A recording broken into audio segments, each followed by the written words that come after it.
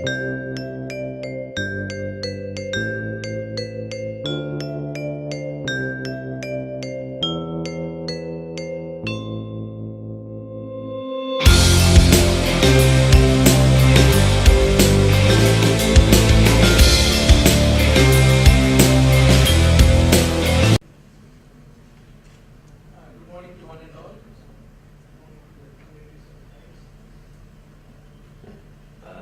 topic for the day is the transforming customer engagement.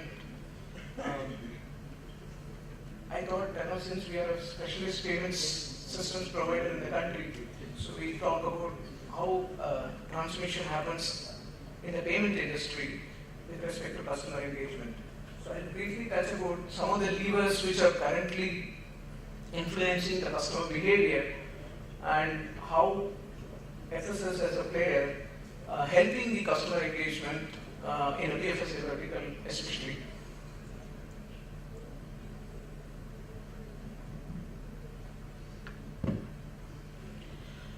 If you go back to the payments landscape before 2000, it was predominantly branch-centric banking and the switch. And the switch used to connect to the branches, the ATMs used to be networked through this switch. And the core banking emergence started after 2000. So predominantly, the era of MasterCard and Visa, and then the switching industry was between 1990 to 2000.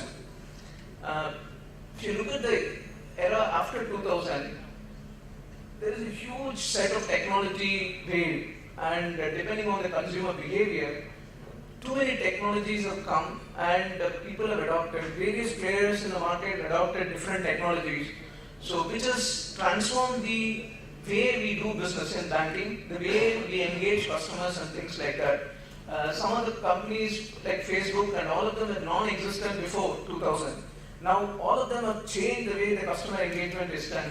As you can see, the slide is very crowded in terms of the technology adoption by the BFSI vertical. All of this is predominantly in the BFSI space.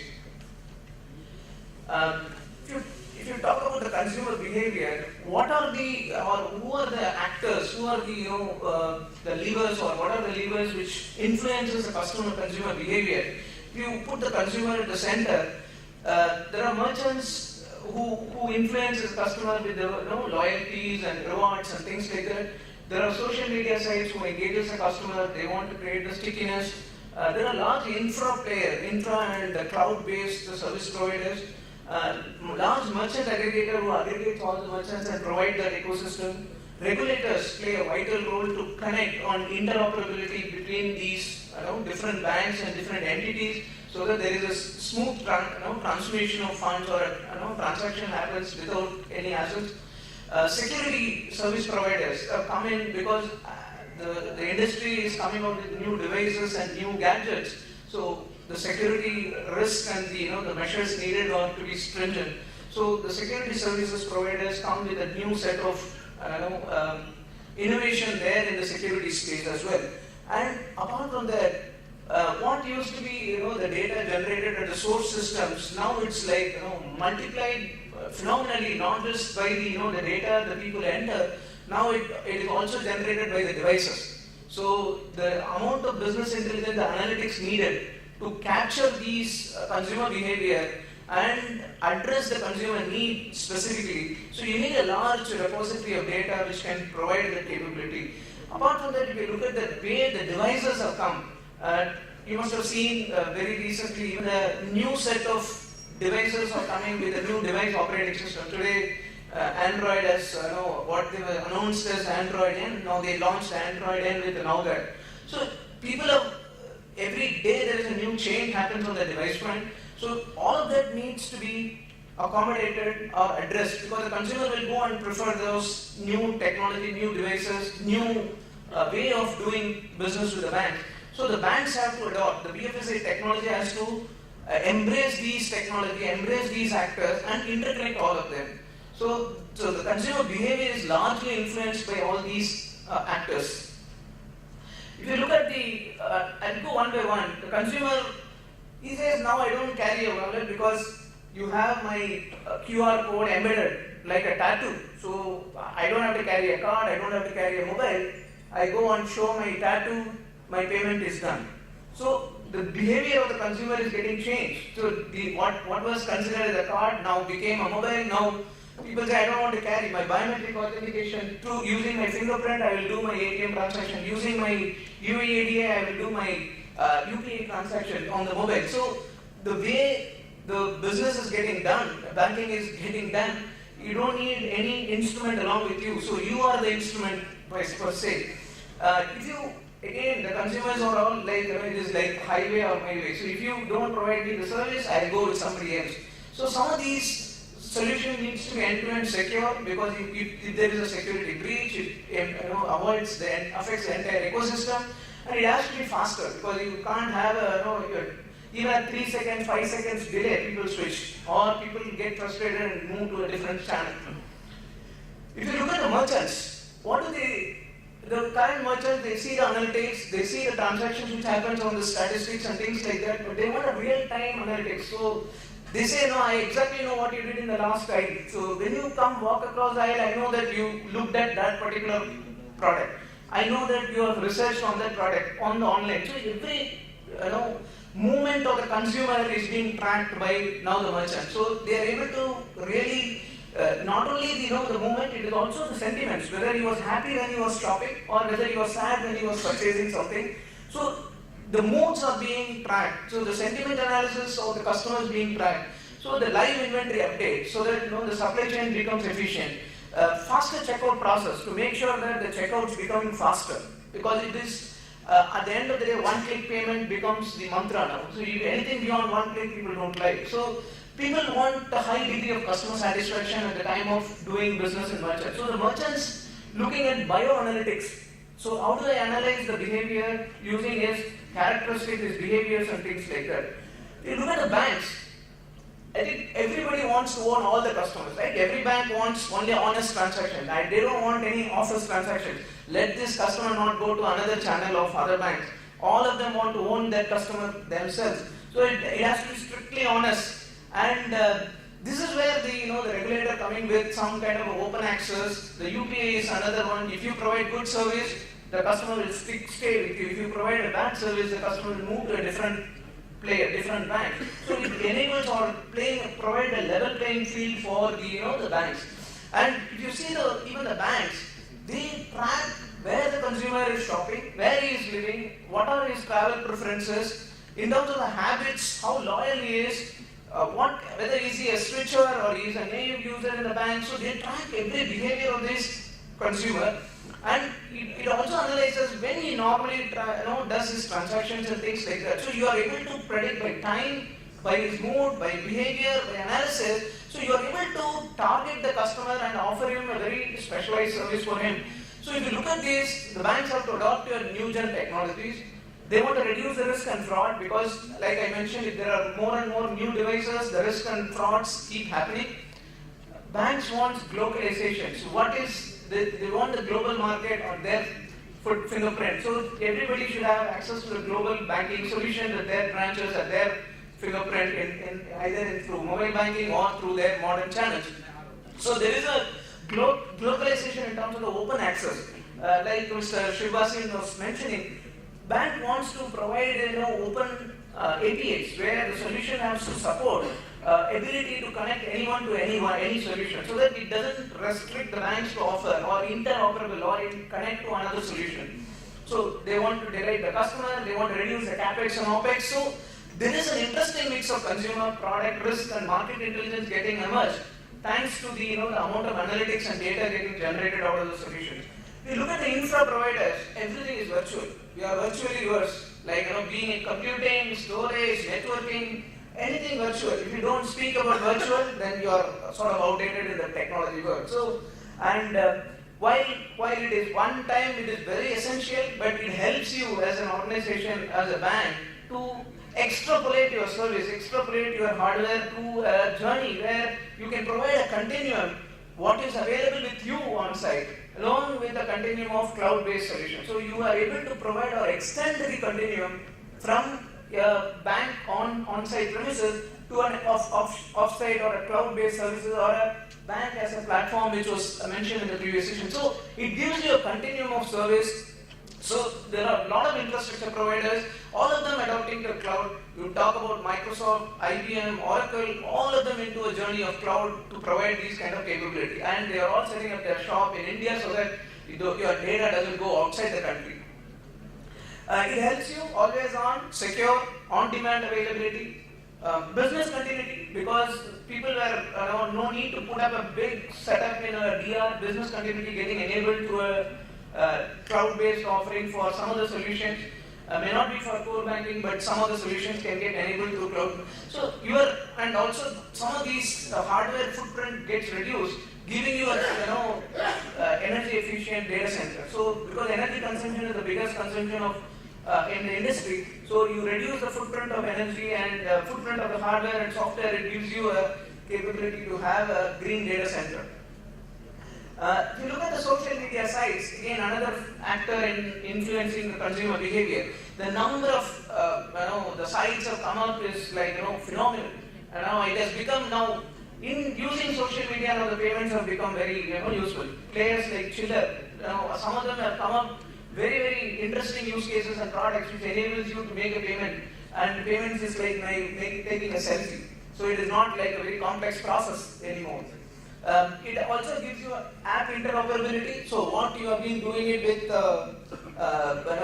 one website, you can seamlessly migrate. For example, if you visit SBI Buddy, the wallet, you can seamlessly go into other merchant site and complete your in-app purchase and come out. So most of these banks have become sort of a universal supermarket. They can give you everything possible. So the BFSI sector is changing towards making these or embracing these apps. And the social media is being a part and parcel to analyze your sentiment behavior, analyze the cross-platform compatibility, providing a cross-platform compatibility. Today it is Android or a Google, and I'm sure Nokia will come with a new set of devices in future. So we are ready to embrace these new devices and challenges through social media. Look at the regulators. The regulators are typically considered as some kind of a brakes. They are not anymore brakes. They are now accelerators because they provide an interoperability. They give you connect to anything. They provide you capability to do faster payments like UK or UPI like in NPCI in our own industry. It gives you an opportunity to connect to anybody. Enables cross-border commerce. Anti-money laundering becomes a very, very key. So it becomes an industry-wide phenomenon where you have an anti-money laundering database where you can monitor real-time, avoid the anti-money laundering, money laundering issues. So then there is a strict war on cash. So people are embracing towards using the mobility as well as some of the card-based payments. So it gives you an ecosystem for regulators are setting up an ecosystem where you can do transactions which you were not doing before. It was restricted to one bank. They provided a level playing field so that any bank becomes like your own bank. So you look at the analytics and data mining and business intelligence service providers. Again, we look at the data storage layer. Again, virtualization, ETL layer. You talk about the data quality issues, the business intelligence vertical, the visualizers. So there are a huge set of players, and they come out with offering which can reduce the cost of service at a very, very significant price point. So it gives you an opportunity to mine the data and get you the what I written you churn the data ocean and get the nectar. So you can provide and target the consumer the way you want to target, where you want to meet them at what point in time. It gives you the scalability, it gives you that advantage. So you look at the aggregators. Now aggregate everything. Let's chant the app Mahamantra. Every time you talk about a new app emerges, every day there is a new app. So what was not considered, for example, parking rental segregation, talking about all the merchandise listing, or for example, all the energy and utility segregation look like accent. So some of these aggregation is not even heard of. Now they are aggregating all of this and providing a capability to have an aggregation model where the banks need not go to multiple players and individually connect. You connect to one aggregator, he connects all the merchants together, or like a super merchant program. You talk about the devices and gadgets, again, like I said, think of IoT, then there is a payment of things. So you talk about every device is coming out with a capability to enable payments on the device. Now car key has become a payment instrument, so you use your car key to make a payment. So it was you have a car key with a chip which can make a payment for you. Similarly, the Google Ara, which is like a modular design for your Google mobile. So you can create your own mobile with multiple SIMs, one SIM, multiple battery. So all kinds of combination they provide you. So the devices will keep changing. So the need for consumer also will change. That I want to use this bank, I want to use this SIM and things like that. So the BFSI sector has to adopt this new change. The proximity payment, like electronic and toll and transit, so it's all changing every day. Look at the way the security industry is moving again. So there is a huge opportunity to address this market. 30 billion connected devices. So the security device is another issue.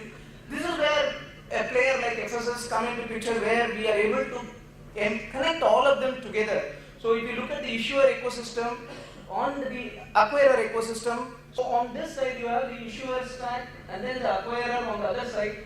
You are connecting both issuer and acquirer, the merchants and the banks through a switching and the payment hub kind of a concept. So it gives you a rich repository of data in the middle, which is your payment hub, connecting all of these data for a reconciliation or a device monitoring or a loyalty rewards or a Bharat Bill Pay which to launch. So it's a very important blueprint for us, and this is what we are doing. So in this context, we are launching our new product, which is the our own access control server, which is the digital as part of the digital security stack, which is the first 3D secure server in the country, where we are launching it in a hosted as well as a licensed model.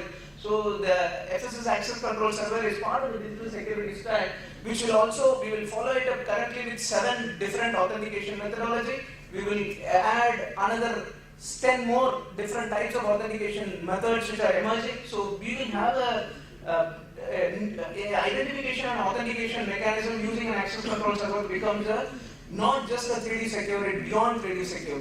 And we are also building our tokenization product and integrating the fraud and risk management, which provides the merchant the first level of authentication in a smoother manner. So this is a very important blueprint for us. If you look at these are the products which supports the market. On the issuer side, you have the card management, the back office side, you have the reconciliation and digital banking. On the mobility side, acquiring side, the payment gateway, merchant possibility, all of these products, like I mentioned in the previous slide, addresses those entire payment ecosystem in a very integrated manner, so that it is a one-stop shop for all your payment needs.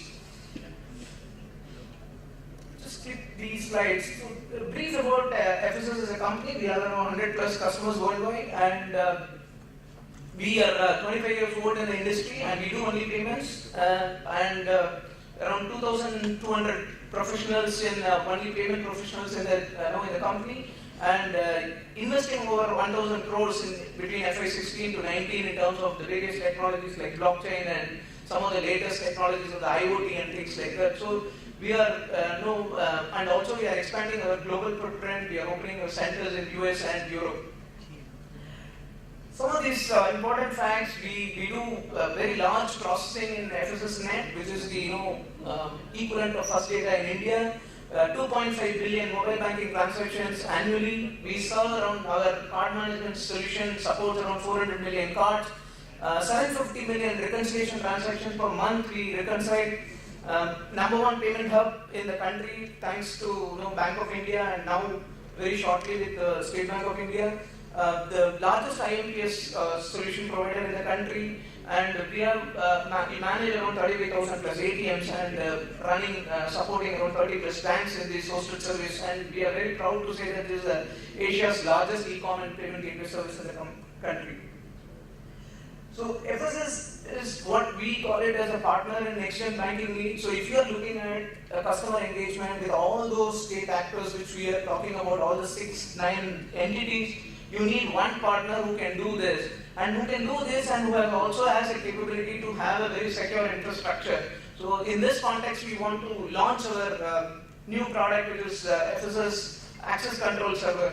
And this is a great occasion for us to have Mr. Mrityunjay Mohapatra to launch our product, and it will be an honor for us to get our new product introduced to the market.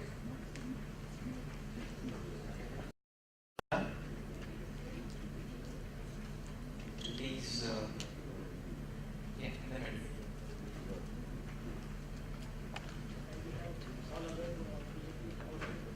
And all the other dignitaries, eminent personalities, Chairman and Managing Director Sidvi, DDG of UIDAI, CTO of SBI, and expert from Nokia.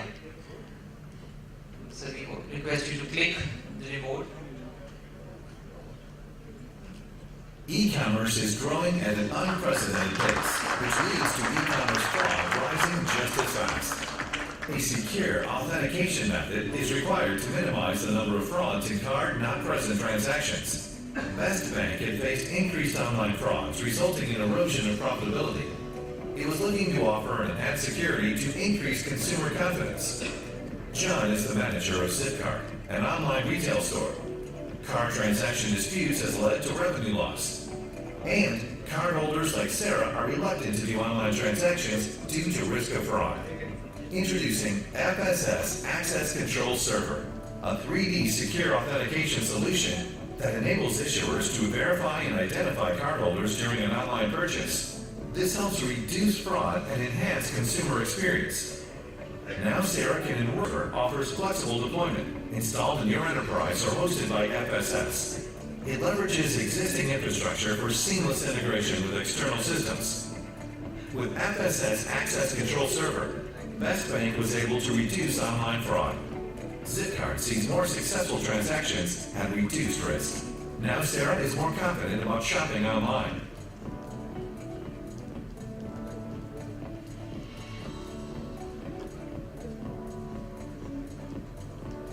FSS Access Control Server, increasing trust in online payments.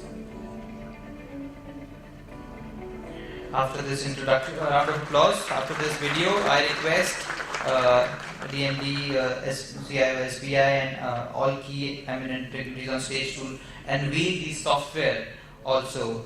And I request leaders from FSS, Mr. V. Balasubramanian, President of Transaction Processing and ATM Services, FSS. I request him to join on the stage. Mr. Hari Gopal Kashyap, Head of Development, FSS. Mr. Vijay Kumar, Regional Head of West Major Account Management, FSS, to join them. And I request eminent dignitaries to unveil the software for this product. Eminent leaders from FSS have also joined our dignitaries on stage to unveil this software, which will be a game changer in BFSI sector in coming time.